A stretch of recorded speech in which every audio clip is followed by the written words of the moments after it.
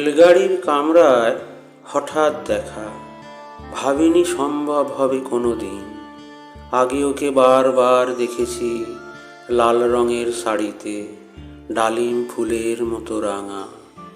আজ পরেছে কালো রেশমের কাপড়, আঁচল তুলেছে মাথায়, দোলন চাঁপার মতো চিকন গৌর মুখখানি ঘিরে।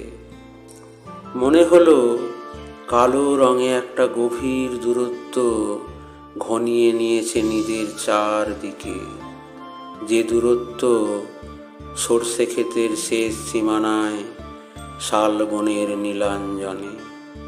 থমকে গেল আমার সমস্ত মনটা, চেনা লোককে দেখলেম অচেনার গাম্ভীর্যে। হঠাৎ খবরের কাগজ ফেলে দিয়ে আমাকে করলে নমস্কার, সমাজবিধির পথ গেল খুলে, আলাপ করলেম শুরু। কেমন আছো, কেমন চলছে সংসার ইত্যাদি। সে রইল জানলার বাইরের দিকে চেয়ে, যেন কাছের দিনের ছোঁয়াচ পার হওয়া চাহনিতে। দিলে অত্যন্ত ছোট দুটো একটা জবাব, কোনোটা বা দিলেই না। বুঝিয়ে দিলে হাতের অস্থিরতায়, কেন এসব কথা, এর চেয়ে অনেক ভালো চুপ করে থাকা।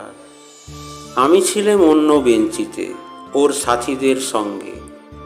এক সময় আঙুল নেড়ে জানালে কাছে আসতে, মনে হলো কম সাহস নয়।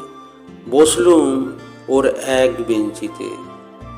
গাড়ির আওয়াজের আড়ালে বললে মৃদুস্বরে, কিছু মনে করো না, সময় কোথা সময় নষ্ট করবার।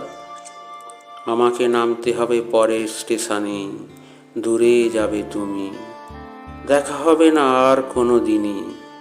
তাই যে প্রশ্নটার জবাব এতকাল থেমে আছে, শুনবো তোমার মুখে। সত্য করে বলবে তো? আমি বললেম, বলবো। বাইরের আকাশের দিকে তাকিয়েই শুধলো, আমাদের গেছে যেদিন, একেবারেই কি গেছে, কিছুই কি নেই বাকি। একটুকু রইলেম চুপ করে, তারপর বললেম, রাতের সব তারাই আছে দিনের আলোর গভীরে। খটকা লাগলো, কি জানি বানিয়ে বললেম নাকি। ও বলল, থাক এখন যাও ওদিকে। সবাই নেমে গেল পরের স্টেশনে, আমি চললেম একা।